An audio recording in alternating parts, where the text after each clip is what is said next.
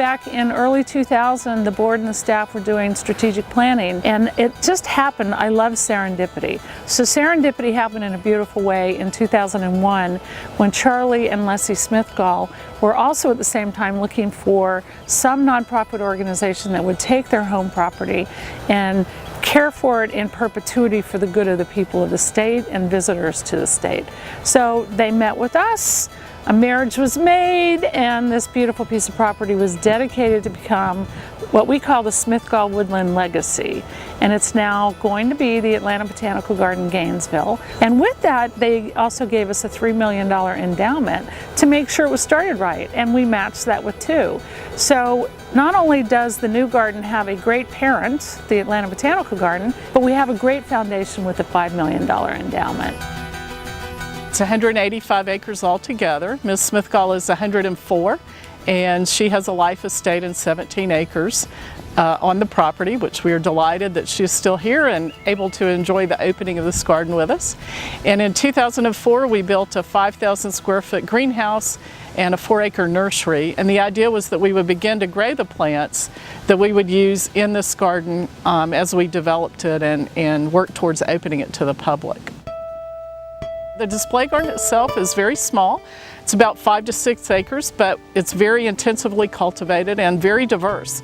And I like to describe it almost like a jewel box. There are drifts of plants with small botanical pockets or interesting specimens planted among those drifts of perennials and ground covers and annuals. And we actually have over 1,300 different plants in this space, which is quite amazing. So very diverse. We also have a 2,000 seat amphitheater, which we're going to have concerts and family festivals, so that will be a lot of fun to activate the amphitheater, and a 5,000 square foot visitor center. So we are looking forward to opening to the public. Beauty is unique, and we like for this garden to be unique and distinctive from Atlanta. I think similarly, we will have the same excellence in horticulture, even though it's a smaller scale. We'll have the same wonderful programming, very similar programming to the programming we do in Atlanta, drop-in classes, family activities, story time for kids. We have a small train garden for children, just like we do in Atlanta. We'll also have concerts, as we do in Atlanta, special events, just like we do in Atlanta. We're going to have an event the last Thursday of every month, Wine in the Woodlands, so come out from 6 to 9, have a glass of wine, and enjoy seeing the garden in the evening light. And in terms of differences, I think the Atlanta garden has a very urban feel. We call it an urban oasis. And the garden up here has a much more relaxed feel, very quiet. We have this incredible hardwood canopy that we created the garden in amongst the trees, so very quiet, relaxed feeling.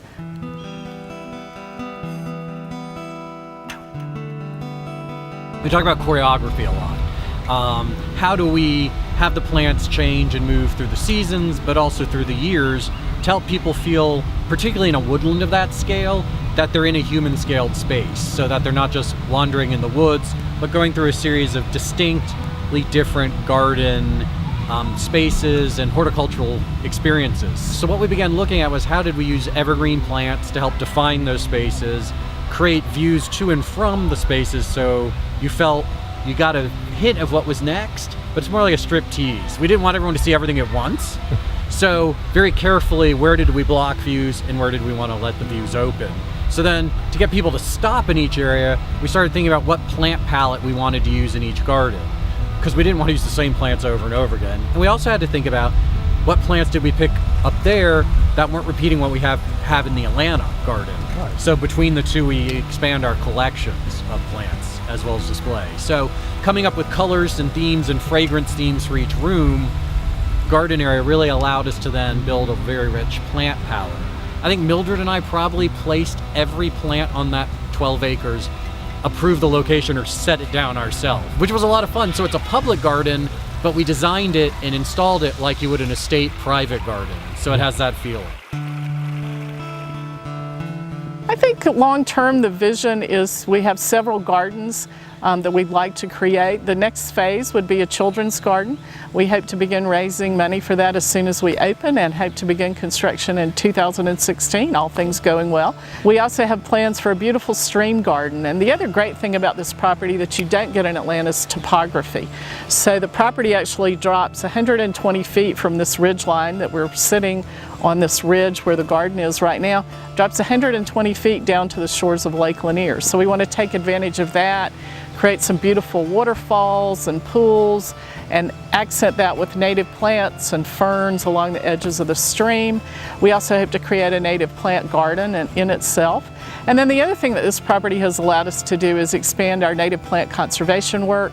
We have a large conservation nursery on another part of the property, so it's allowed us to expand that work as well. So long term, there's 185 acres, and future generations will still be working on this, I'm sure. We started this discussion with the Smithgalls 13 years ago. So it's really a special moment in time to go from the dream to the reality. And it's a beautiful reality.